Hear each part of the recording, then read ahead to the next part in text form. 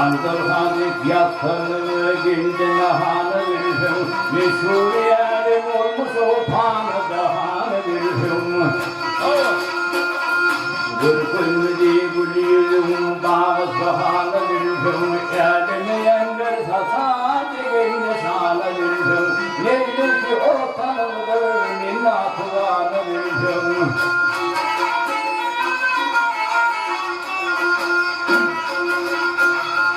Hay hay senin vermişin aslını şiiri olsar. Ana ana öllerim canım iri olsar. Halka halka ülkerin kimin gıdarı olsar. Örün örün taşların gözün dumanı olsar. Bir tanrı başka başka ortalıklarını bildim.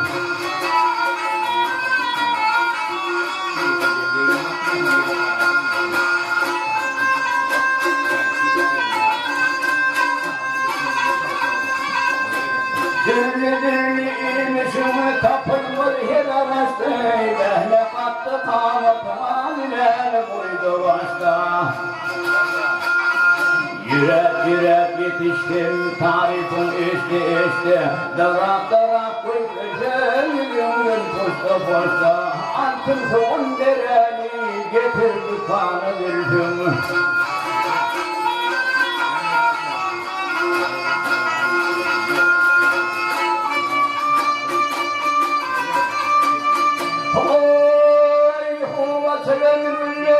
Güllerden evde olsun, söylesin dillerden olsun.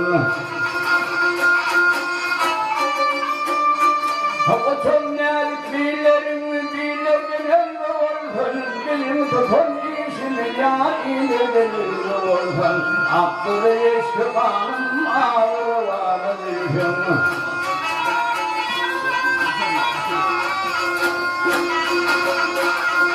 Gönüller kelime sevmişim istedim. Yerleri hanasından terimciler istedim. Ağlı gevherde kanımı gülleyelim istedim.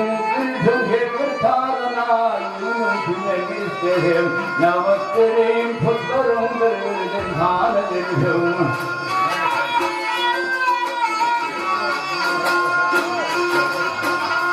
Gültüm her tarına yürütümen istedim. Navut vereyim putlarım verdim tanıdım.